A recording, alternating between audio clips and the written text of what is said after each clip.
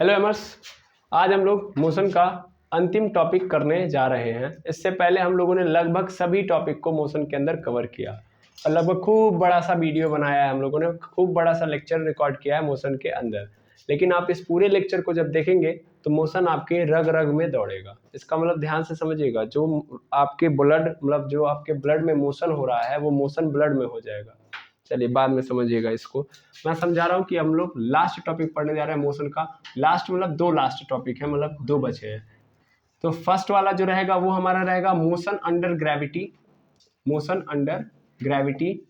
और लास्ट वाला जो हम पढ़ेंगे वो होगा यूनिफॉर्म सर्कुलर मोशन। ठीक है, चलिए इन दोनों टॉपिक को देखते हैं और मोशन को बोलते हैं टाटा बाय बाय। तो आप मोशन को कभी टाटा बाय बाय नहीं बोल सकते, फिर इसी मोशन को पढ़ना है हमको सेकंड चैप्टर में। ठीक है, तो इस चीज में इस फीलिंग के साथ मत रहिएगा कि मोशन खत्म हो जाएगा, बस ये चैप्टर खत्म हो रहा है, मोशन की कहानी तो स्टार्ट रहेगी हमेशा। तो मोशन अंडर ग्रेविटी का मतलब क्या होता है कि मोशन हो रहा है, गति हो रहा है। ये पहला टॉपिक मैं उठाता हूँ, मोशन अंडर ग्रेविटी। तो गति हो रहा है और गति का जो कारण बन रहा है, गति का जो कारण बन रहा है वो ग्रेविटी बन रहा है। ग्रेविटी क्या होती है सर?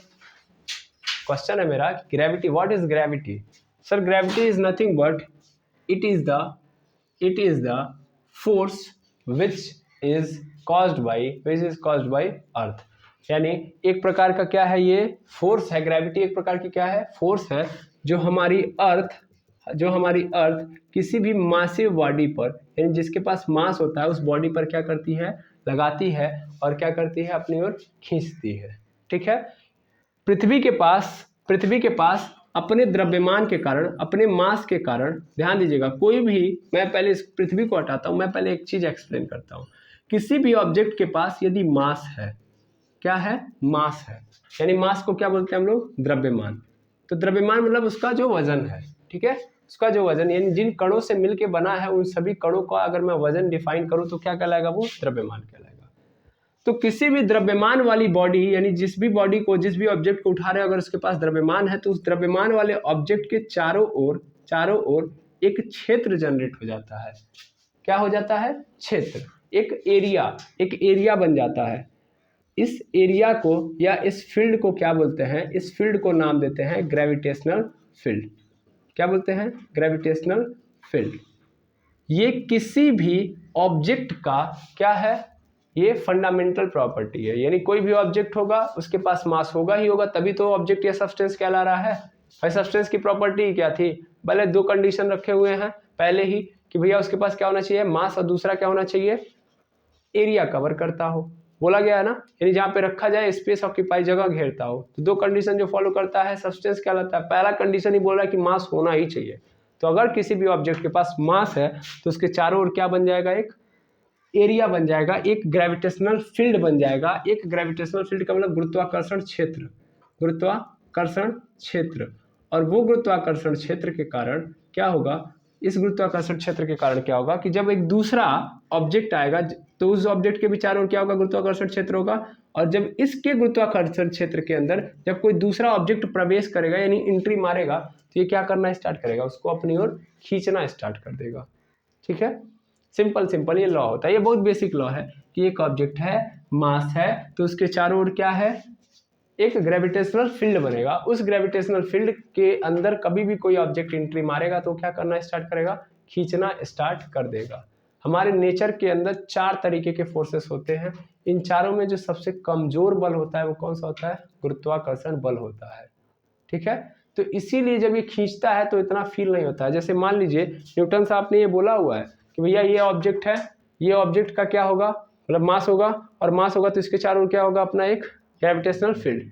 इसका भी अपना एक ग्रेविटेशनल फील्ड होगा। और जब ये दोनों ग्रेविटेशनल फील्ड आपस में कनेक्ट होंगे, यानी इसके ग्रेविटेशनल फील्ड में ये एंट्री कर लिया, या ये वाला इसके इसके ग्रेविटेशनल फील्ड में एंट्री कर लिया, तो क्या होगा? ये इसको क्या करने लगेगा?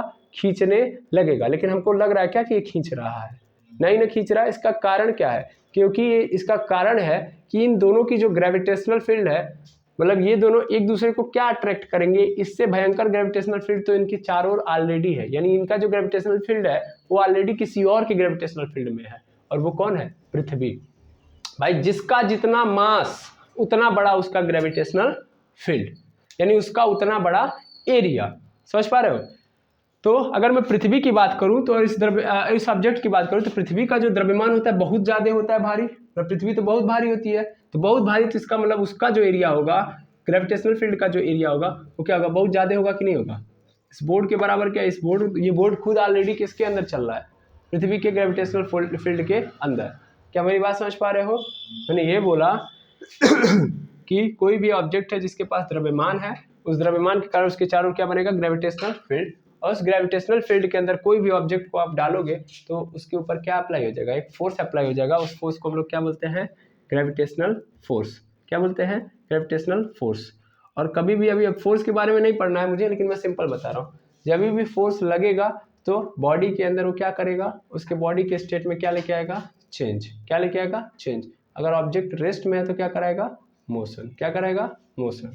और ये जो फोर्स होता है, ये फोर्स लगता है एक एक्सीलरेशन के थ्रू, जिसको हम लोग क्या बोलते हैं, ग्रेविटेशनल एक्सीलरेशन। क्या बोलते हैं, ग्रेविटेशनल एक्सीलरेशन। यानी फोर्स आएगा तो बॉडी के, मान लो बॉडी रेस्ट में है तो रेस्ट से किस में चली जाएगी, मोशन में, और रेस्ट से मोशन में गई तो यानी शुरुआत में इसकी इनिशियल वेलोसिटी 0 थी, बाद में इसकी वेलोसिटी क्या हो गई, v। तो स्पीड में चेंज आ रहा है कि नहीं आ रहा है, तो एक्सीलरेशन आएगा कि नहीं आएगा। तो जो एक्सीलरेशन होगा वो ग्रेविटेशनल एक्सीलरेशन, उसको हम लोग किससे रिप्रेजेंट करते हैं, उसको रिप्रेजेंट करते हैं हम लोग g से। किससे रिप्रेजेंट करते हैं, g। और g की एक फिक्स वैल्यू होती है, वो होती है 9 पॉइंट, मैं यहाँ पे मिटा के यहाँ पे लिखता हूँ कि ग्रेविटेशनल फोर्स काम करता है ग्रेविटेशनल एक्सीलरेशन से, और इसको स्मॉल जी से रिप्रेजेंट करते हैं। किस जी से, स्मॉल जी से। और इसकी वैल्यू कितनी होती है, 9.8 मीटर पर सेकेंड स्क्वायर। ठीक है, फिर से एक ऑब्जेक्ट है, यानी एक सब्सटेंस है, ध्यान देंगे, एक सब्सटेंस है, इस सब्सटेंस के चारों ओर क्या होगा, इस सब्सटेंस के पास क्या होगा, मास होने के कारण क्या बन जाएगा, इसके चारों ओर ग्रेविटेशनल फील्ड। क्या बन जाएगा, ग्रेविटेशनल फील्ड बन जाएगा, ग्रेविटेशनल फील्ड बन जाएगा। इस ग्रेविटेशनल फील्ड में अगर कोई दूसरा मास आ रहा है तो क्या करेगा, उसके ऊपर ग्रेविटेशनल फोर्स लगने लगेगा। क्या लगने लगेगा, ग्रेविटेशनल फोर्स। और ग्रेविटेशनल फोर्स किस एक्सीलरेशन से जाएगा, जी से। मतलब इसके ऊपर जो फोर्स लगेगा वो किस एक्सीलरेशन से लगेगा बाबू, 9.8 मीटर पर सेकेंड स्क्वायर से। ठीक है, हाँ या ना, यस और नो।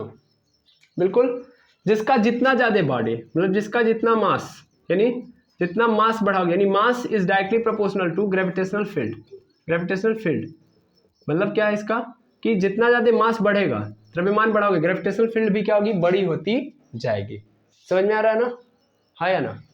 तो ये बताओ, मैं इस मार्कर को लूँ, इस मेज को लूँ, इस घर को लूँ, इस पेड़ पौधों, हमारे आसपास के सभी घरों को ले लूँ, पेड़ पौधों को ले लूँ, तो ये सब किसके ग्रेविटेशनल फील्ड के अंदर आ रहे हैं, अर्थ के। जब मैं इस मार्कर को के पास लेके आ रहा हूँ तो न्यूटन साहब ने बोला कि भाई इसके पास भी मास है, इसके पास भी मास है, ये दोनों आपस में क्या करेंगे, अट्रैक्ट करेंगे। लेकिन उससे भयंकर अट्रैक्शन कहाँ है, पृथ्वी है ना। पृथ्वी तो इससे भयंकर ग्रेविटेशनल फील्ड लेके बैठी है, तो इसका मतलब वो खींचेगी कि ये दोनों खींच पाएंगे, ये दोनों आपस में खींचेंगे, उससे पहले कौन खींच लेगी, पृथ्वी। देखो कैसे, जो ही मैं इस मार्कर को पकड़ता हूँ और ऐसे ड्रॉप कर रहा हूँ, तो ड्रॉप करते हुए कहाँ चली गई है, नीचे। कैसे नीचे चली गई, क्यों नीचे चली गई, क्योंकि पृथ्वी क्या कर रही है, ग्रेविटेशनल फोर्स लगा रही है, और उसका फोर्स तगड़ा होगा क्योंकि उसका मास क्या है, ज्यादा है, और वो बहुत दूर दूर से भी उठा के लेके चली आएगी। जबकि इस मार्कर का मास बहुत कम है ना, इसलिए इसका ग्रेविटेशनल फील्ड भी क्या होगा, छोटा होगा, इसलिए खींचे भी क्या, ये उसका कवर एरिया बहुत ज्यादा हो पाएगा, यानी ये फोर्स भी क्या कर पाएगा, बहुत कम लगा पाएगा। समझाई बात। एक तो दुनिया के अंदर सबसे कमजोर बल होता ही कौन है, ग्रेविटेशनल फोर्स। और ग्रेविटेशनल फील्ड ही अगर कमजोर है तो इसका मतलब क्या होगा, फोर्स और कमजोर होगा। ठीक है, जबकि पृथ्वी का द्रव्यमान बड़ा होता है, इसलिए पृथ्वी का एरिया बड़ा होता है कैप्चर करने का, और द्रव्यमान बड़ा होता है, तो इसी कारण मैं यहाँ पे बोल सकता हूँ कि directly proportional to gravitational force. Gravitational force भी क्या होगा बड़ा होगा। जितना किसी का द्रव्यमान बढ़ रहा है वो ग्रेविटेशनल फोर्स भी, गुरुत्वाकर्षण बल भी अपना क्या करेगा, बड़ा करेगा। और गुरुत्वाकर्षण बल का नेचर कैसा होता है बाबू, तो हमेशा अट्रैक्ट करने का। क्या करने का, अट्रैक्ट। कैसा होता है, आकर्षण का मतलब अपनी ओर हमेशा वो खींचता है, हमेशा अपनी ओर क्या करता है, खींचता है, ढकेलने वाला काम नहीं होता है। ये नहीं कि अब सेम अब आगे जाके पढ़ोगे तो सेम चार्जेस आपस में रिपेल करते हैं, ये सब कहानी पढ़ोगे तो इसमें दूर नहीं भगाया जाता। इसमें हमेशा जो गुरुत्वाकर्षण बल का नेचर होता है हमेशा वो क्या करता है, अपने पास बुलाता है। पहली बात। दूसरी बात और समझ लो कि ग्रेविटेशनल फोर्स लगता कहाँ से, तो ग्रेविटेशनल फोर्स लगता है किसी भी मास के सेंटर से। किसी भी मास के कहाँ से लगता है, सेंटर से। क्लियर है? इतनी बात समझ में आ गई? बहुत कुछ बता दिया मैंने, ठीक है। एक बार रिकैप कर देता हूँ फिर से, तब जाके आप मोशन अंडर ग्रेविटी अच्छे से समझ लोगे, नहीं तो फिर आपको होगी दिक्कत। फिर से मान लीजिए कोई ऑब्जेक्ट है, उसके पास क्या है? मास है। क्या है? मास। अगर मास है तो फिर इसका मतलब उसके चारों ओर क्या बनेगा? ग्रेविटेशनल फील्ड बनेगा। ग्रेविटेशनल फील्ड बनेगा। ग्रेविटेशनल फील्ड जो बनेगा, अगर ग्रेविटेशनल फील्ड लगेगा तो उस फील्ड के अंदर कभी भी कोई ऑब्जेक्ट आएगा तो उसके ऊपर क्या लगने लगेगा? क्या लगने लगेगा? Gravitational force. क्या लगने लगेगा? Gravitational force. समझ में आई बात? ग्रेविटेशनल फोर्स लगने लगेगा। ये ग्रेविटेशनल फोर्स कहाँ से लगेगा? कहाँ से लगेगा भैया? तो हमेशा बॉडी के या ऑब्जेक्ट के सेंटर से, ऑब्जेक्ट के जो ऑब्जेक्ट लगा रहा है, ऑब्जेक्ट के सेंटर से दूसरे ऑब्जेक्ट के सेंटर तक, दूसरे ऑब्जेक्ट के सेंटर तक। क्लियर है? जैसे ये एक ऑब्जेक्ट है, इसका मास m1 है और इसका मास मान लीजिए ये दूसरा ऑब्जेक्ट है, इसका मास m2 है। सीधा दिख रहा है कि m1 बड़ा है किससे? m2 से। तो ये रहा इसका सेंटर, ये रहा इसका सेंटर। क्या करेगा? चूंकि इसका ग्रेविटेशनल फील्ड होगा कि नहीं होगा? इस ग्रेविटेशनल फील्ड में अगर ये m2 आ गया तो क्या करेगा भैया? ये इसके सेंटर से इसको अपनी ओर क्या करने लगेगा? अपने सेंटर से खींचने लगेगा। मतलब इस बॉडी को खींचने के लिए इसके सेंटर से कनेक्ट करेगा फोर्स को, और क्या करने लगेगा? अपनी ओर खींचने लगेगा। समझ आई बात? तो खींचने लगेगा तो क्या होगा? पहले ये रेस्ट में था, लेकिन अब ये धीरे धीरे मोशन करने लगेगा। ठीक है? आप खुद देखिए, जब आप किसी ऑब्जेक्ट को ऊपर छोड़ते हैं, मतलब आसमान में छोड़ते हैं, तो आसमान अभी ये रेस्ट में है ना, लेकिन जो ही मैं छोड़ूंगा तो आखिर ऐसा क्या हो गया कि ये तुरंत क्या करने लगा? मोशन करने लगा, नहीं करने लगा? ये वाला मार्कर भी देख लीजिए, ये भी क्या करने लगा? मोशन करने लगा, नहीं करने लगा? कैसे मोशन कर रहा है? क्योंकि एक फोर्स लग रहा है जो इसके स्पीड में क्या लेके आ रहा है? चेंज। इसका मतलब क्या आ रहा है? एक्सीलरेशन आ रहा है। यहाँ पे कौन सा एक्सीलरेशन है? Gravitational acceleration. समझ में आया? बिल्कुल। यानी ये ग्रेविटेशनल फोर्स कैसे काम करता है? ग्रेविटेशनल एक्सीलरेशन से। कैसे काम करता है? ग्रेविटेशनल एक्सीलरेशन से। और ग्रेविटेशनल एक्सीलरेशन को किससे रिप्रेजेंट करते हैं भैया? जी से। और जी की वैल्यू क्या होती है? 9.8 मीटर पर सेकेंड स्क्वायर। क्लियर है? हाँ या ना? इतना समझ में आ गया? क्लियर? चलो अब देखते हैं कि मान लो अभी मैं एक्सपेरिमेंटल देखते हैं, इसको मैं मिटा दूं। बिल्कुल। अब हम ध्यान से देखेंगे, मोशन अंडर ग्रेविटी के कॉन्सेप्ट को समझ लिया हम लोगों ने। अब हम आसानी से इसके फॉर्मूले को भी समझ सकते हैं। मान लो एक ऑब्जेक्ट है, यही सेम कहानी लेके चलूंगा मैं। मान लो एक ऑब्जेक्ट है जिसको तुमने कहाँ रखा हुआ है? यहाँ पे। ये मान लो बॉल है। क्या है? बॉल। इस बॉल का मास m है। भाई बॉल है तो इसका मास कुछ ना कुछ होगा, m होगा, है। इसको कहाँ पे? ये रहा जमीन, इसको वो क्या बोलूंगा मैं? Ground level. इस ग्राउंड लेवल से h हाइट पे रखा गया है भाई। कहाँ पे रखा गया है? h हाइट पे। कितनी हाइट पे रखा गया है? बोलो कितनी हाइट है? h हाइट है। क्या है? h हाइट है। ठीक। अब h हाइट पे रखा गया है, अच्छे से समझेंगे हम लोग। यहाँ पे रखा गया है बॉल को, और उस दौरान बॉल की जो वेलोसिटी है, मान लीजिए h हाइट पे बॉल की वेलोसिटी कितनी है? u है। कितनी है? u है। ये बॉल जब यहाँ से यहाँ तक मोशन करते हुए आ रहा है तो क्या इसकी वेलोसिटी हो जा रही है? v। क्या हो जा रही है? v। समझ में आ रहा है? फिर से, ये अभी यहाँ पे इसकी स्पीड कितनी है? u, लेकिन जब ये मोशन करते हुए नीचे की ओर आ रहा है तब इसकी स्पीड क्या हो रही है? v।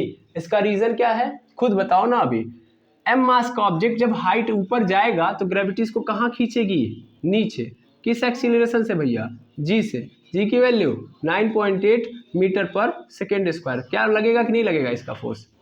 भाई जब तक कोई ऑब्जेक्ट पृथ्वी के ग्रेविटेशनल फील्ड में रहेगा, पृथ्वी इसको क्या करेगी? अपनी ओर खींचेगी। तुमने यही तो किया। ये रहा ग्राउंड लेवल, इस ग्राउंड लेवल से इस ऑब्जेक्ट को कहाँ पे रखा है? h हाइट पे। h हाइट पे रख दिया तो ये बताओ पृथ्वी अपने सेंटर से इस बॉल के ऊपर फोर्स लगाएगी कि नहीं लगाएगी?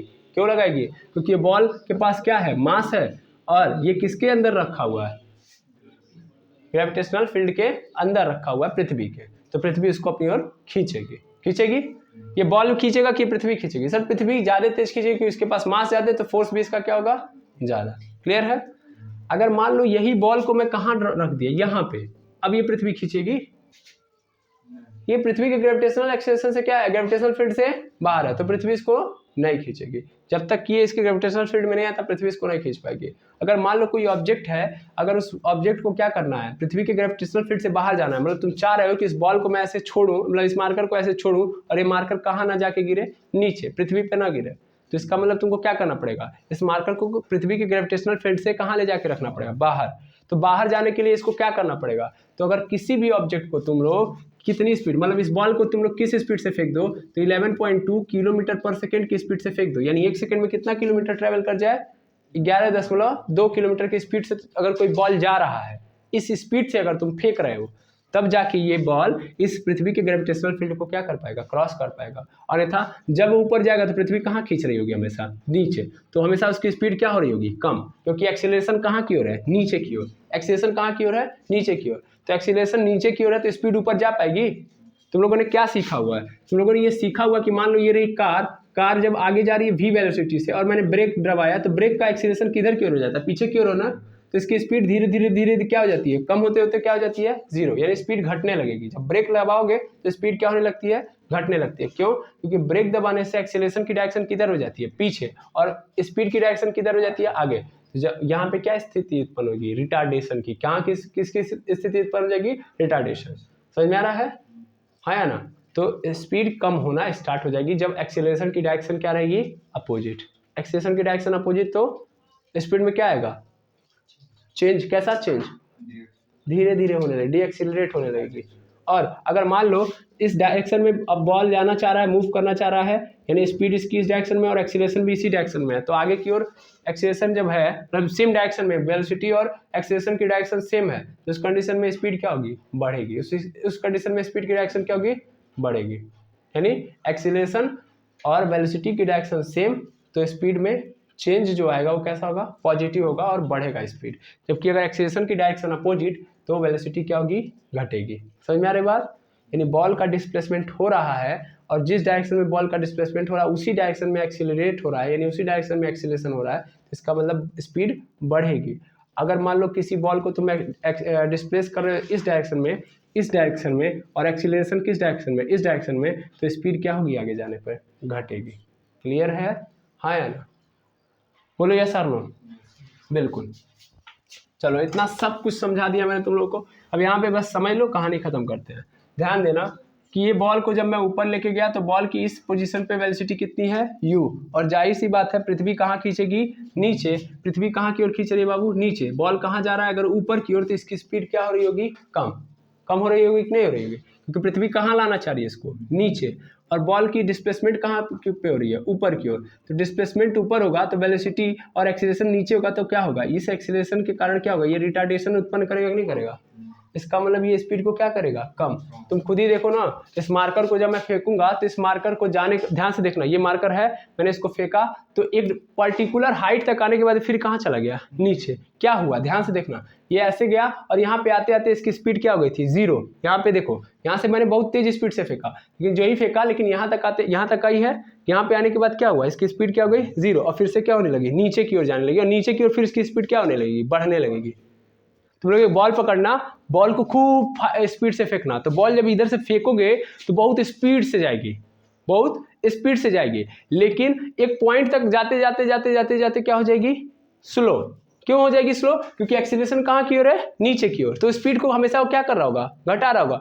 पृथ्वी कहेगी, धरती में क्या कहेंगी, ऊपर नहीं जाना है, ऊपर नहीं जाना है, कहाँ ले आना है, नीचे। इन धरती में हमेशा कहाँ नहीं खींचेंगी, नीचे। जब धरती में नीचे खींचेंगी तो ऊपर जाने का विरोध करेंगे नहीं करेंगे, तो स्पीड हमेशा क्या करेंगी, घटाएंगे। फिर एक लिमिट के बाद फिर क्या हो जाएगा, स्पीड जीरो, और मजबूरन कहाँ जाएगा बॉल, नीचे। धरती में नीचे जा रही तो फिर बॉल को कहाँ आना पड़ा, नीचे। समझ में बात, क्यों, क्योंकि एक्सीलरेशन क्या था, नीचे की ओर।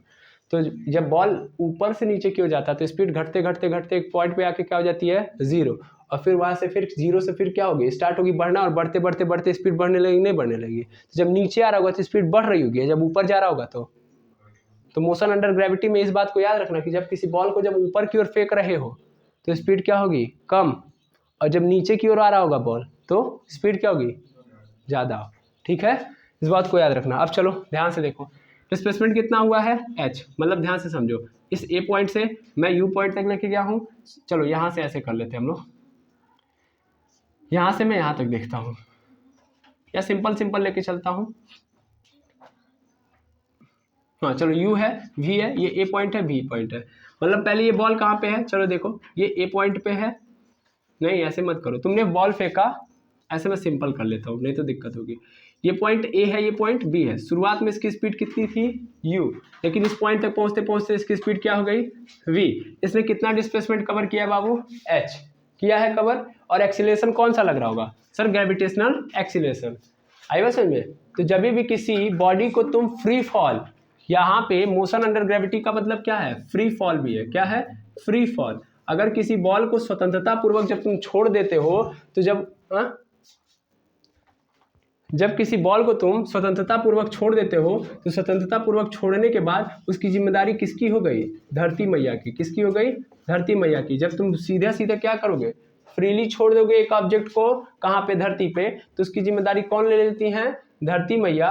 और फिर क्या करने लगती है उसके ऊपर, सर जी लगाने लगती हैं और जी एफ लगाने लगती है, यानी ग्रेविटेशनल फोर्स लगाने लगती हैं। और उसकी स्पीड यानी उसका एक्सीलरेशन क्या बन जाता है बाबू जी। फिर से एक ऑब्जेक्ट को मोशन करा रहे हो और फ्रीली छोड़ दे रहे हो, बॉल जब तुम छोड़ रहे हो हाथ से, तो क्या फ्री हो गया ना बॉल, तो तुरंत किसके कवर एरिया में आ गया, धरती मैया के। अब धरती मैया उसकी एक्सीलरेशन अपने हिसाब से कर लेंगी, कहेंगी कि अब तुम्हारे एक्सीलरेशन क्या हो गया, मेरा एक्सीलरेशन हो गया। मेरा एक्सीलरेशन मतलब 9.8 हो गया तुम्हारा एक्सीलरेशन। समझ आई बात। और पूरा कमांड किसके पास पहुंच जाता है, धरती मैया के पास। और वो क्या करने लगती है, ग्रेविटेशनल फोर्स लगाती है, और किस एक्सीलरेशन के साथ, 9.8 के साथ। तो आई होप समझ में आ गया होगा कॉन्सेप्ट। ठीक है, बिल्कुल सर। तो अब हम लोग इस बात को, इस चर्चा को थोड़ा सा आगे बढ़ाएंगे। हमने पढ़ा हुआ है कि अगर किसी मोशन के अंदर हमको अगर चाहिए कुछ भी प्राप्त करना, तो हमारे पास तीन इक्वेशन है सर। हम लोगों ने मोशन को बहुत अच्छे से डिफाइन किया। पहला इक्वेशन है v is equal to u plus a t. दूसरा इक्वेशन है s is equal to u t plus half a t square. और तीसरा है v square is equal to u square plus 2as। इस ball को जब तुम फेंक रहे हो बाबू, तो क्या हो रहा है, तुम्हारी कहानी समझनी चाहिए, तुमको कहानी समझना पड़ेगा, नहीं तो फिर दिक्कत हो जाएगी। ध्यान देना, मैं सबसे पहला ले रहा हूँ कि जब मैं बॉल को कहाँ फेंक रहा हूँ, ऊपर की ओर, ग्राउंड लेवल से कहाँ की ओर फेंक रहा हूँ, ऊपर की ओर।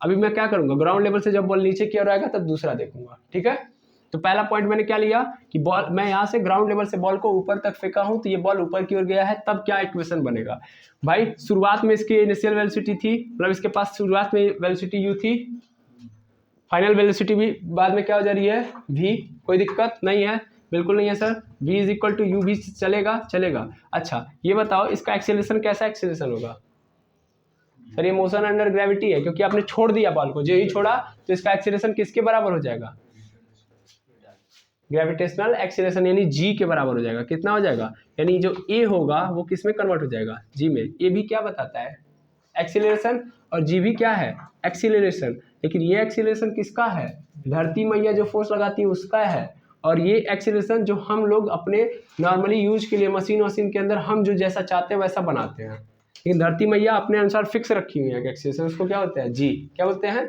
जी। क्या बात समझ में आ रही है, अरे आना बोलो। तो इसका मतलब जो ही तुमने फ्री छोड़ा, ये ए किस में कन्वर्ट हो जाएगा, जी में, और फिर क्या हो जाएगा, टी। भाई टाइम तो लगा होगा ना भाई, यहाँ से यू से बी तक होने में टाइम तो लगा होगा भाई। ये इसकी स्पीड यू से क्या हो गई है, वी, तो इसमें कितना टाइम लगा, टी। तो अभी क्या हो गया, ये हो गया। लेकिन याद रखो, बॉल कहाँ जा रहा है, ऊपर की ओर। एक्सीलरेशन की डायरेक्शन किधर की ओर है, नीचे की ओर। बॉल जा रहा है ऊपर की ओर, और डिस्प्लेसमेंट किधर की ओर है, नीचे की ओर। तो इसका मतलब ग्रेविटेशनल एक्सीलरेशन नीचे यानी अपोजिट डायरेक्शन में काम कर रहा है ना। इसका मतलब यहाँ पे क्या होगा, जी किस में होगा, माइनस में। सही में आई बात। तो u माइनस क्या हो जाएगा, जी टी। जब किसी बॉल को क्या करोगे, ऊपर की ओर फेंक रहे होगे, same to same s is equal to u t plus half a t square लिखा है भैया। यस क्या है, तो यस कितना डिस्प्लेसमेंट किया है बॉल, सर यस जो है सर, बॉल ने डिस्प्लेसमेंट किया है ये से लेके बी तक h डिस्टेंस, यानी h मीटर किया है ना। तो यस की जगह पे क्या हो जाएगा, h हो जाएगा। यस की जगह पे क्या हो जाएगा, h हो जाएगा। यस किस में चेंज हो जाएगा बाबू, s h में चेंज हो जाएगा। क्यों, क्योंकि जब भी आप हवा में छोड़ोगे तो हमेशा हाइट, ऊंचाई पे जाएगा। कोई भी ऑब्जेक्ट क्या करेगा, मोशन जब कर रहा होगा तो ऊंचाई तय कर रहा होगा। क्या कर रहा होगा, ऊंचाई। और यस का मतलब क्या होता है, दूरी। यस का मतलब क्या होता है, दूरी। और यहाँ पे क्या कर रहा होगा, ये ऊंचाई। तो इसीलिए एस को मैंने किस में कन्वर्ट कर दिया, एच में।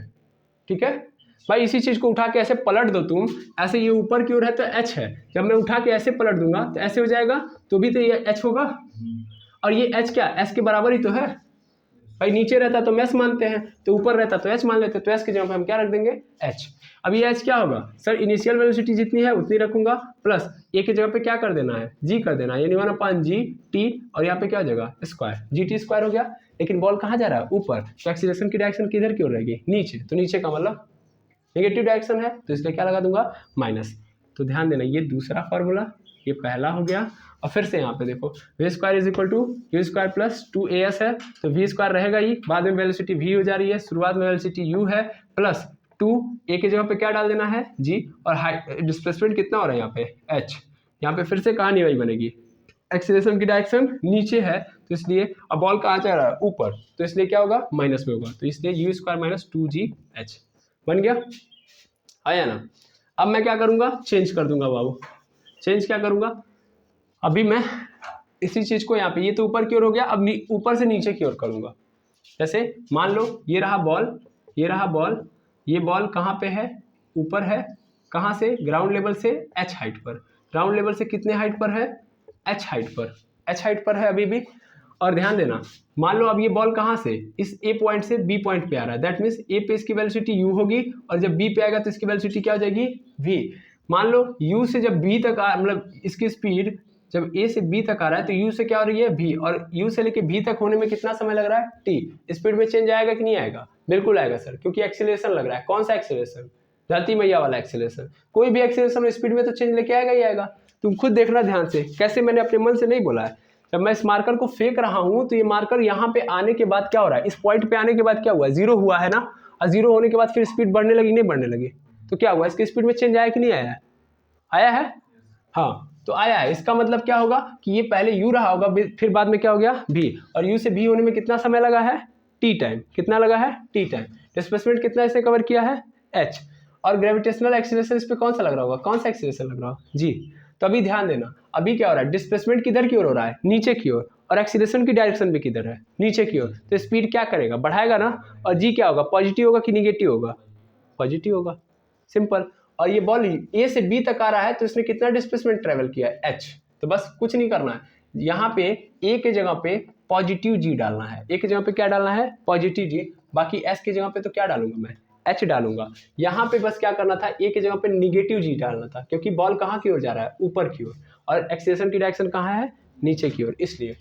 अब चलो फटाफट बना दो इसका, तो ये है v is equal to u plus a t, तो v इज इक्वल टू क्या हो जाएगा, u प्लस ए की जगह पे प्लस g डालना है, तो g और t। तो पहला इक्वेशन ये हो गया, जब बॉल कहाँ की ओर कर रहा है, ऊपर से नीचे, ऊपर से नीचे, ऊपर से नीचे की ओर, और यहाँ पे इसको क्या बना देना केस, नीचे से ऊपर, नीचे से ऊपर की ओर, ठीक है।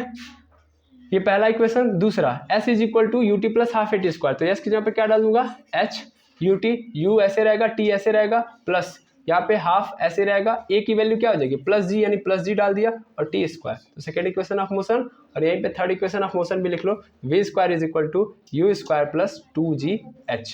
तो ध्यान दीजिएगा, जब मैं क्या करूँगा, जब मैं बॉल फेंकूंगा कहाँ से कहाँ तक, नीचे से ऊपर की ओर, तब ये इक्वेशन ऑफ मोशन लगाओगे आप फ्री फॉल के कंडीशन में। जब भी आपको कोई क्वेश्चन ऐसा दिया हो कि मैंने बॉल फेंकी तो हवा में गई, हवा का मतलब कहानी क्या हो गई, धरती मैया का गेम चालू, यानी वहाँ पे इक्वेशन ऑफ मोशन ऐसे चलेगा।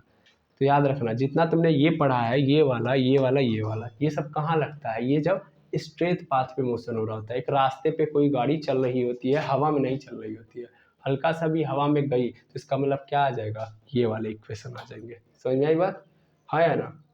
फ्री फॉल जब हुआ, हाथ से तुम्हारे गया बॉल, कंट्रोल गया, तो इसका मतलब कौन इसको कंट्रोल कर रहा है, धरती मैया, धरती मैया, यानी इक्वेशन ये हो जाएगा। ऊपर से नीचे की ओर, मतलब ऊपर से नीचे की ओर तो ये वाला, और नीचे से ऊपर की ओर तो ये वाला। याद करने की जरूरत नहीं है, बस याद रखना, जब बॉल ऊपर से नीचे की क्या बोलते हैं, नीचे से ऊपर की ओर जाएगा तो ग्रेविटेशनल एक्सीलरेशन जी क्या हो जाएगा, माइनस, और जब नीचे से ऊपर ऊपर से नीचे की ओर आएगा तो वही जी क्या हो जाएगा, प्लस। जी की वैल्यू क्या होती है, 9.8 मीटर पर सेकेंड स्क्वायर। और अगर मैं इसको अपने थ्योरेटिकल न्यूमेरिकल वैल्यू के लिए लूँ, क्योंकि कभी न्यूमेरिकल जब हम लोग करते हैं तो न्यूमेरिकल करते वक्त हम लोग जी को 9.8 ना लेके डायरेक्ट क्या ले लेते हैं, 10 मीटर पर सेकेंड स्क्वायर। इसका मतलब जानते हैं क्या है, इसका मतलब ये है कि कोई बॉल है, अगर मैंने एक्सीलरेशन का मतलब निकालने के लिए बताया था, इसका मतलब ये है कि 10 मीटर पर सेकेंड, यानी हर सेकेंड के अंदर बॉडी की स्पीड में क्या आ रही होगी, 10 मीटर पर सेकेंड की चेंज आ रही होगी। मतलब ये बॉल अगर मान लो यहाँ पे 0 पे है तो 1 सेकेंड बाद इसकी स्पीड कितनी हो जाएगी 10, 1 सेकेंड बाद कितनी हो जाएगी 1 सेकेंड बाद 20, फिर 1 सेकेंड बाद 30। तो जितना टाइम बढ़ेगा यानी जितना टाइम ये हवा में रहेगा और नीचे आ रहा होगा उतनी ज़्यादा इसकी स्पीड क्या हो जाएगी, बढ़ेगी। अब तुम इसका लाइव एग्जांपल भी देख लेना कि मान लो तुम लोग ऐसे करना कि छत वत पे एक लोग को चढ़ा देना, मतलब बहुत ऊंचा छत ना हो, और नीचे से किसी भारी वस्तु को फेंकना, ठीक है। भारी वस्तु को मतलब मान लो एक ईंटा है, एक ईंट को फेंकना उसके पास, ठीक है ना। होता है ना, ईंटा फेंका जाता है तो छत पे रोका जाता है। तो ध्यान देना, जब तुम ईंट फेंकोगे उसके पास तो उसके पास जाते जाते ईंट की स्पीड क्या होगी, एकदम स्लो, तो उसको बहुत ईजिली पकड़ने के लिए मिलेगा क्योंकि स्पीड क्या होगी, स्लो। लेकिन अब जब उससे कह देना अब तुम फेंको, तो जब वो फेंकेगा वो पावर के साथ नहीं फेंकेगा, तुम तो पावर के साथ फेंकोगे। रीजन क्या है, तुमको पावर लगानी पड़ेगी क्योंकि ग्रेविटी नीचे खींच रही है, तुमको उसके अपोजिट काम करना है, इसीलिए क्या करना पड़ा, ज्यादा बल लगाना पड़ेगा। उसको बल लगाने की जरूरत है नहीं, पृथ्वी खींच रही है, बस ऐसे ही ड्रॉप कर देगा, तब वो इंटरवल तुमको क्या मिलेगा, तेज स्पीड से, क्योंकि इसके ऊपर क्या लग रहा है, ऑलरेडी ग्रेविटेशनल एक्सीलरेशन लग रहा है, और हर कंडीशन में उसकी स्पीड क्या हो रही होगी, बढ़ रही होगी ना। हर सेकेंड के अंदर इसकी स्पीड कितनी बढ़ जाएगी, 10 मीटर पर सेकेंड, 10 मीटर पर सेकेंड। अगर 5 सेकेंड तक हवा में रहा तो 50 मीटर पर सेकेंड इसकी स्पीड हो गई होगी, समझ में आई बात। और अगर 2 सेकेंड तक रहा तो 20 मीटर पर सेकेंड हो जाएगी। ऐसे चल रहा होगा, एक्सीलरेशन के अंदर इस तरीके से चेंज आएगा, ठीक है। तो किसी बॉल को जब ऊपर मतलब नीचे से ऊपर की ओर फेंक रहे हो तो ऊपर पकड़ना ठीक है, लेकिन जब ऊपर से नीचे की ओर आ रही हो तब स्पीड तेज हो जाएगी। जब आप जैसे कई लोग देखते हैं ना, प्लेयर जब बॉल मारता है तो अगर बहुत हाइट तक जाती है बॉल, या बहुत उस तरीके से जाती है, मतलब हाइट पे गई है बॉल, तो वो जब नीचे आएगी तो उतनी तेजी के साथ आएगी ना। तो कभी कभी बॉल को देखते हो ना, अगर ऐसा हो कि ऊपर पकड़ना हो, अगर बॉलर फील्डर के पास पावर हो कि एकदम ऊपर जाए, ऊपर चढ़ के वो बॉल को पकड़ ले, तब तो आराम से पकड़ लेगा, उड़ के पकड़ना हो तो। लेकिन प्रॉब्लम क्या है, जब वो बॉल नीचे आएगी तो उसके ऊपर ग्रेविटेशनल एक्सीलरेशन लग रहा होगा, उसकी स्पीड हर सेकंड क्या हो रही होगी, 10 मीटर पर सेकंड बढ़ रही होगी, ठीक है। लेकिन जब नीचे से ऊपर जा रही होगी तब हर सेकंड उसकी स्पीड क्या हो रही होगी, 10 मीटर पर सेकंड घट रही होगी। यानी तुम अगर मान लो 50 की स्पीड से भेजे हो, 50 की स्पीड से फेंके हो, तुमने भाई फोर्स लगाया होगा, एक्सीलरेशन दिया, तो तुमने एक्सीलरेशन दिया तो उस समय इसकी स्पीड जो आई है मान लो 50 मीटर पर सेकंड आ गई, जो ही फेंका तो ईटा यहाँ से निकला तो 50 मीटर पर सेकंड की स्पीड से निकला, तो 5 सेकंड बाद उसकी स्पीड क्या हो जाएगी, 0। समझ में आई बात, हाँ या ना। तो आई होप ये कहानी आपको समझ में आ गई होगी, ठीक है। मोशन अंडर ग्रेविटी ये फॉर्मूला बनता है और ये कहानी आप लोगों ने समझ ली। अब आपका बचता है यूनिफॉर्म सर्कुलर मोशन, ये सेकेंड लास्ट सबसे लास्ट टॉपिक है मेरा, यूनिफॉर्म सर्कुलर मोशन। तो चलिए इसको आप फटाफट क्या करिए, नोट कर लीजिए, फिर मैं पढ़ाता हूँ आपको यूनिफॉर्म सर्कुलर मोशन, क्योंकि आज ही हम लोग इस चैप्टर को खत्म करते हैं, ठीक है। चलिए इसको आप नोट कर लीजिएगा। चलिए तो हमारा नेक्स्ट टॉपिक है uniform circular motion.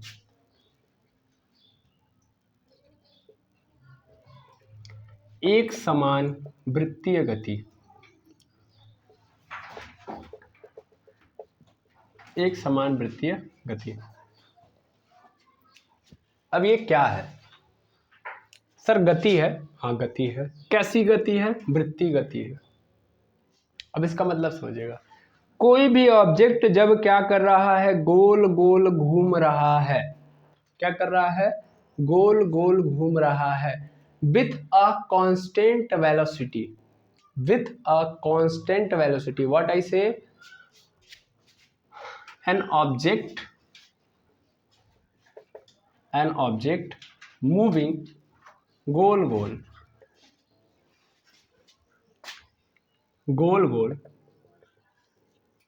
around a circular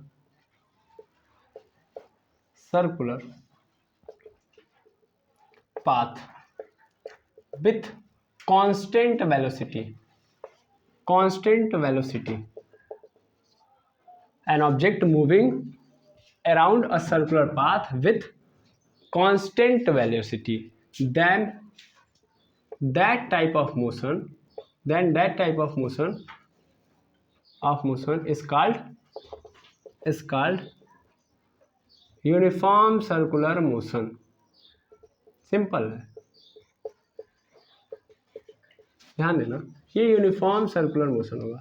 simple है कि अगर एक ऑब्जेक्ट क्या कर रहा है, गोल गोल घूम रहा है किसी वृत्तीय पथ पर, कोई वृत्तीय पथ समझते हो ना भाई, ऐसा गोलाकार रास्ता है ना, गोलाकार। ग्राउंड देखें आप लोग, ग्राउंड क्या होता है, गोलाकार होता है जिसमें लोग दौड़ते हैं, है ना।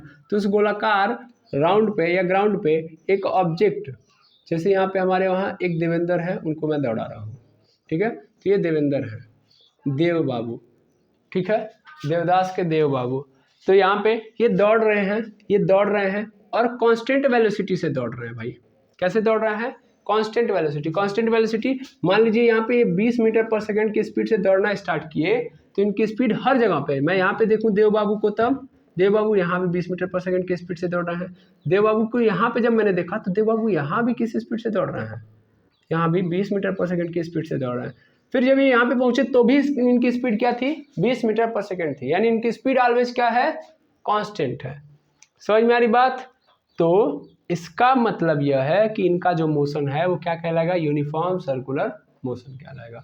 मतलब समझ में आ गया ना, एक ऑब्जेक्ट किसी गोलीय रास्ते का किसी वृत्ताकार पथ के चारों ओर या किसी वृत्ताकार पथ पे गोल गोल घूम रहा है अपनी स्पीड में बिना चेंज किए, यानी उसकी स्पीड में क्या नहीं हो रहा है, चेंज नहीं हो रहा है। तो उस कंडीशन में ऐसे मोशन को ही हम लोग यूनिफॉर्म सर्कुलर मोशन कहेंगे। सिंपल है ना। फिर से एक वृत्ताकार पथ है, उस पथ पर एक ऑब्जेक्ट चारों ओर क्या कर रहा है, उस पर घूम रहा है और उसकी स्पीड में क्या नहीं आ रहा है, चेंज नहीं आ रहा है। याद रखना, स्पीड में क्या नहीं होगा, चेंज नहीं होगा, ठीक है। तो स्पीड में चेंज नहीं हो रहा है, तो ऐसे मोशन को हम लोग यूनिफॉर्म सर्कुलर मोशन कहेंगे। क्लियर है, हाँ है ना। अब इसका एग्जांपल देखूं मैं, इसका अगर मैं एग्जांपल देखूं तो एग्जांपल यहाँ पे आप खुद देखिएगा, जो हमारी पृथ्वी होती है, पृथ्वी होती है वो क्या करती है, सूरज के चारों ओर चक्कर लगाती है गोल गोल, है या ना। ये देखिए, ये रहा सूरज, सन, और इसके चारों ओर क्या होता है, पृथ्वी चक्कर लगाती है। क्या ये बताइए इसकी स्पीड हमेशा घटती बढ़ती है, नहीं सर, इसकी स्पीड घटती बढ़ती नहीं। अगर स्पीड घटने बढ़ने लगे तब तो समस्या आ जाएगी, है ना भाई। हमको पता है कि हर समय दिन और रात का जो अंतर होता है कितने का होता है, 24 घंटे, यानी दिन और रात मिला के टोटल कितने होते हैं, 24 घंटे। हर दिन ऐसा ही होता है क्या, कभी ऐसा होता है 25 घंटे लग गए, या कभी ऐसा होता है कि 23 घंटे में ही खत्म हो गया एक दिन, नहीं होता ऐसा। क्यों, क्योंकि बॉडी पृथ्वी की स्पीड क्या होती है, सेम है, बस में हर पॉइंट पे क्या होती है, सेम। ये क्या है, एकदम बेस्ट एग्जांपल है यूनिफॉर्म सर्कुलर मोशन का। ऐसे ही ये रहा मेरा अर्थ, और इस अर्थ के चारों ओर कौन चक्कर लगा रहा होता है, चंद्रमा। चंद्रमा भी तो चक्कर लगा रहा है, और चंद्रमा भी जब चक्कर लगाता है बाबू तो किस स्पीड से लगाता है, कांस्टेंट स्पीड से। इसकी स्पीड चेंज नहीं होती है, इसकी स्पीड में चेंज नहीं होता है। मैं बार बार बोल रहा हूँ कि वेलोसिटी क्या होनी चाहिए, कांस्टेंट। अगर वेलोसिटी कांस्टेंट नहीं रही तो यूनिफॉर्म सर्कुलर मोशन नहीं होगा। क्लियर है या ना, कोई दिक्कत। ये दोनों एग्जांपल क्या बता रहे हैं, दोनों एग्जांपल हैं यूनिफॉर्म सर्कुलर मोशन के। और क्या क्या हो सकता है सर, एक एथलीट क्या कर रहा है, सेम स्पीड से क्या कर रहा है, गोल गोल चक्कर लगा रहा है, तो भी क्या हो जाएगा आपका, यूनिफॉर्म सर्कुलर मोशन। तो ऐसे एग्जांपल जब आप लेने लगोगे तो बहुत होगा। जैसे घड़ी की सुई भी अपने सेम स्पीड से बार बार चक्कर लगा रही, नहीं लगा रही है, इसकी स्पीड में चेंज आ रहा है नहीं, तो भी क्या हो गई, यूनिफॉर्म सर्कुलर मोशन हो गई कि नहीं हो गई, हाँ या ना। घड़ी की सुई में सेकंड वाली जो सुई होती है चलती है ना, बार बार चलती रहती है टिक टिक टिक टिक करके, तो क्या है, यूनिफॉर्म सर्कुलर मोशन है। क्लियर है। तो मैंने यूनिफॉर्म सर्कुलर मोशन के कई सारे एग्जांपल बता दिए, लेकिन अब जो मेन बात पकड़नी है वो पकड़िएगा यार। एक ऐसा मोशन है ये कि ध्यान देना, मैंने क्या बोला कि इस मोशन के अंदर, ध्यान से सुनेंगे, जो बात मैं आप बोलूंगा वो बहुत जरूरी है समझना। एग्जाम्पल समझ लिए, अब कहानी को समझो भाई। ये एक ऐसा मोशन है जिसके अंदर गोल गोल घूमना है, गोल गोल घूमना है, और स्पीड को क्या रखना है, कांस्टेंट। स्पीड क्या रखनी है, कांस्टेंट। क्या बोला आपने भाई, टाइम तो रहेगा भाई, टाइम के रिस्पेक्ट में ही तो सब हो रहा है ना। टाइम तो रेफरेंस पॉइंट है मेरा, टाइम को मैं कहाँ से हटा सकता हूँ भाई, मोशन हो रहा है तो टाइम तो लेंगे ही रेफरेंस में भाई। मोशन को हमने जब स्टार्ट किया था तभी बोला था कि टाइम के रिस्पेक्ट में तुम टाइम रहेगा, ठीक है, टाइम की बात नहीं कर रहा हूँ। गोल गोल घूमना चाहिए, स्पीड क्या होगी, कांस्टेंट। लेकिन जानते हो स्पीड कांस्टेंट है, लेकिन फिर भी ये बॉडी क्या रहेगी, एक्सीलरेटेड रहेगी। यानी ये बॉडी जो रहेगी वो क्या रहेगी, एक्सीलरेटेड रहेगी। अब सोचना, हमने क्या पढ़ा है, जब स्पीड में चेंज आएगा तब जाके कौन आता है, एक्सीलरेशन। लेकिन यहाँ पे क्या हो रहा है, स्पीड कांस्टेंट है, फिर भी बॉडी क्या है, एक्सीलरेटेड है। और कैसी एक्सीलरेटेड है, क्यों एक्सीलरेटेड है, कैसी एक्सीलरेशन है, यूनिफॉर्म एक्सीलरेटेड है। समझ में आ रहा है, यानी यहाँ पे एक्सीलरेशन है बाबू, और कैसा एक्सीलरेशन है, यूनिफॉर्म। तो इसको बहुत इंपॉर्टेंट तरीके से नोट कर लीजिए कि पहली बार आपको एक ऐसा मोशन देखने को मिल रहा है जहाँ पे स्पीड क्या है, कांस्टेंट है, और फिर भी एक्सीलरेशन आया हुआ है, जबकि स्पीड में चेंज आता है। अगर मान लीजिए 20 से 25 होता, 30 होता, तब जाके ना एक्सीलरेशन आता तो समझ में आता, लेकिन यहाँ पे स्पीड बराबर है, कहीं चेंज नहीं हो रहा, उसके बावजूद एक्सीलरेशन आया है। भाई हम गाड़ी जब चलाते हैं तो हम गाड़ी का ये एक्सीलरेटर लेंगे तो स्पीड में चेंज तो आएगा ना, ऊपर करूंगा तो बढ़ेगा, नीचे करेगा तो नीचे करूंगा तो घटेगा। ये करा नहीं, तुम ऊपर कर रहे हो, नीचे करो, कुछ भी करो, ऊपर करो नीचे करो, लेकिन स्पीड में चेंज नहीं आ रहा है। तो बड़ा भयंकर कॉन्सेप्ट बन गया। तो इसका कारण क्या है, व्हाट इज द कारण बिहाइंड इट, इसको हम लोगों ने देखा हुआ है, इसको मैं समझा रहा हूँ। भाई एक्सीलरेशन ध्यान से समझेंगे। एक्सीलरेशन कब आता है सर, एक्सीलरेशन तब आता है जब वेलोसिटी के अंदर चेंज होगा। वेलोसिटी में क्या आएगा, चेंज। अच्छा वेलोसिटी में चेंज तो एक्सीलरेशन चेंज, तो यहाँ पे तो वेलोसिटी चेंज नहीं हो रही है, तो फिर कैसे एक्सीलरेशन में चेंज हो गया। सर वेलोसिटी क्या है, वेक्टर क्वांटिटी है। कौन सी क्वांटिटी है, वेक्टर। वेक्टर की कहानी ये होती है कि वेक्टर के अंदर एक तो मैग्नीट्यूड होता है और दूसरा क्या होता है, डायरेक्शन। क्या होता है, डायरेक्शन। अच्छे तरीके से समझिएगा, एक तो मैग्नीट्यूड और दूसरा डायरेक्शन। ये जो आप 20 मीटर पर सेकंड देख रहे हो वो क्या है, मैग्नीट्यूड है। क्या है, मैग्नीट्यूड। तो अभी देखो, अभी तक हम लोगों ने जितना एक्सीलरेशन देखा है वो तभी देखा कि वेलोसिटी के मैग्नीट्यूड में क्या आ रहा था, चेंज। 20 से 25, 30, 35, 15 हो रहा था, ऐसे हो रहा था, तब ये एक्सीलरेशन आया था। यानी एक्सीलरेशन में चेंज तब हम लोग कब से देख रहे हैं, तब से देख रहे हैं जब मैग्नीट्यूड में चेंज आ रहा है तो एक्सीलरेशन आ रहा है। सिंपल, मैग्नीट्यूड में चेंज के कारण एक्सीलरेशन हमने देखा हुआ है। यहाँ पे क्या हो रहा है कि यहाँ पे मैग्नीट्यूड में नहीं चेंज हो रहा भैया, डायरेक्शन में चेंज हो रहा है, क्योंकि ये वेक्टर क्वांटिटी है और ये दो लोगों पे डिपेंड करती है। इसकी जो वैल्यू होगी कितने लोगों पे डिपेंड करेगी, दो। एक तो मैग्नीट्यूड, दूसरा डायरेक्शन। यानी मैग्नीट्यूड बदलोगे तो भी बदलेगा ये, डायरेक्शन बदलोगे तो भी ये बदलेगा। तो सर यहाँ पे डायरेक्शन बदल रहा है, बिल्कुल। देखो ये ऐसे ऐसे चलना स्टार्ट किया ना, तो अभी फिलहाल में इस पॉइंट पे जब देखोगे तो इसकी डायरेक्शन किधर की ओर है, इधर की ओर है। इधर जब यहाँ पे आओगे तो इधर देखोगे तो इसकी डायरेक्शन किधर की ओर है, इधर की ओर है। जब यहाँ पे रहोगे तो देखोगे डायरेक्शन इसकी किधर की ओर है, इधर की ओर है। हमेशा ये किधर भागना चाह रहा है, हमेशा ये बाहर की ओर भागना चाह रहा है, नहीं चाह रहा है, इस सर्कुलर पाथ के बाहर की ओर। तुम जब गोल गोल घूमोगे तो तुमको क्या लगेगा कि तुम कहाँ भाग रहे हो, बाहर की ओर। सिंपल, इसकी डायरेक्शन ऑलवेज कहाँ पे है, बाहर की ओर है कि नहीं है। क्या सबकी सेम डायरेक्शन है, हर पॉइंट पे इसकी डायरेक्शन सेम है। इधर कह रहा है मैं इधर जाऊँगा, यहाँ पे जब आने के बाद देव कह रहा है कि मैं इधर जाऊँगा, यहाँ पे पहुँच रहा है देव तो कह रहा है मैं इधर जाऊँगा। हर जगह डायरेक्शन सेम है नहीं, कभी यहाँ पे है, कभी यहाँ पे है, और कभी यहाँ पे है। तो डायरेक्शन ऑलवेज क्या हो रही है, हर पॉइंट पे चेंज। हर पॉइंट पे डायरेक्शन क्या हो रही है, चेंज। यहाँ पे हो गए तो अभी इसकी डायरेक्शन ये हो गई, क्या सेम डायरेक्शन है, नहीं, ये तो इधर था और ये किधर हो गया, इधर हो गया। तो डायरेक्शन में फिर क्या गया, चेंज। तो जब कोई बॉडी यूनिफॉर्म सर्कुलर मोशन कर रही होती है तो उसकी किस में चेंज आते रहता है, डायरेक्शन में चेंज। तो उसके डायरेक्शन में चेंज आता है तो इसका मतलब उसके पास क्या होगा, एक्सीलरेशन आएगा। तो यानी uniform circular motion is the example of change in direction, जिसमें एक्सीलरेशन आया है, स्पीड कांस्टेंट है। तो यहाँ पे ये एक्सीलरेशन क्यों आया है, due to change in direction. ठीक है, यस और नो। तो यूनिफॉर्म सर्कुलर मोशन समझ लिया कि नहीं समझ लिया, हाँ या ना। यूनिफॉर्म सर्कुलर मोशन मतलब गोल गोल घूमना है विथ स्पीड कांस्टेंट, लेकिन एक्सीलरेशन आएगा कि नहीं आएगा, बिल्कुल आएगा, यूनिफॉर्म एक्सीलरेशन। क्यों, due to change in direction of velocity, यानी वेलोसिटी की डायरेक्शन में चेंज होने के कारण ये आएगा यूनिफॉर्म एक्सीलरेशन। क्लियर है बात, यस सर नो। अब क्वेश्चन है कि सर यूनिफॉर्म एक्सीलरेशन को कैसे हम लोग कैलकुलेट करते हैं, how to calculate the uniform acceleration. इसको आप लोगों ने नोट कर लिया होगा। चलिए अब देखते हैं हम लोग कैलकुलेट करते हैं, कैसे कैलकुलेट करेंगे। ठीक है, तो कैलकुलेशन कैसे होगा इसका देखिएगा। भाई कैलकुलेशन का मतलब यूनिफॉर्म सर्कुलर मोशन में तुमको कैलकुलेट क्या करना है भैया, सिंपल बात तो ये है, कैलकुलेट करना है सर हमको स्पीड। भाई यही तो हम चाहेंगे कि स्पीड उसकी पता चल जाए। तो स्पीड इज इक्वल टू क्या होता है, speed is equal to distance upon time, distance upon time. हम यहाँ पे स्पीड की बात तो करेंगे नहीं, स्पीड की जब हम लोग क्या लेते हैं यहाँ पे वेलोसिटी ना, तो यहाँ पे क्या ले लेंगे, velocity. Velocity is equal to क्या हो जाएगा तब, डिस्प्लेसमेंट अपॉन टाइम। और हम लोगों ने पढ़ा हुआ है कि अगर कोई ऑब्जेक्ट गोल गोल चक्कर लगा रहा है तो उस दौरान उसकी जो दूरी होती है या जो भी डिस्प्लेसमेंट होता है वो कैसा होता है बाबू, इस पॉइंट से अगर ये गोल गोल घूम रहा है तो इसकी दूरी किसके बराबर होती है, इसकी जो डिस्टेंस होती है वो किसके बराबर हो जाती है, सर्क्यूमफ्रेंस के बराबर होती है। सर्क्यूमफ्रेंस का मतलब सर्क्यूमफ्रेंस ऑफ सर्कल, क्योंकि सर्कुलर है ना तो इसके सर्क्यूमफ्रेंस मतलब इसके परिधि के बराबर होगी। जो दूरी चली जाएगी, जो विस्थापन होगा वो किसके बराबर होगा, इसकी परिधि की। अब परिधि का फार्मूला क्या होता है, 2πr। तो इसका मतलब जो वेलोसिटी होगा वो वेलोसिटी क्या होगा सर, वो होगा 2πr/t, 2πr/t। क्लियर है? Yes sir. पहली बात इसके भी कई केस हैं। मान लो अगर ये एक चक्कर पूरा कर दिया, ठीक है ना, एक चक्कर कंप्लीट, एक चक्कर कंप्लीट, तो एक चक्कर कंप्लीट का मतलब बताओ क्या होगा, एक चक्कर कंप्लीट का मतलब यहाँ पे तुमको क्या नजर आएगा, एक चक्कर कंप्लीट का मतलब यहाँ पे देखो जो आर होगा वो आर तो रेडियस है आपका, ये आर रेडियस है। जब एक चक्कर कंप्लीट होगा तो आपको वेलोसिटी क्या नजर आएगी, जीरो, क्योंकि एक चक्कर कंप्लीट करने पे जिस पॉइंट पे थे हम लोग उसी पॉइंट पे आ जाते हैं, नहीं आ जाते हैं, जिस पॉइंट पे थे उसी पॉइंट पे आ जाते हैं, नहीं आ जाते, वही डिस्प्लेसमेंट वही तो होता है, हाँ या ना।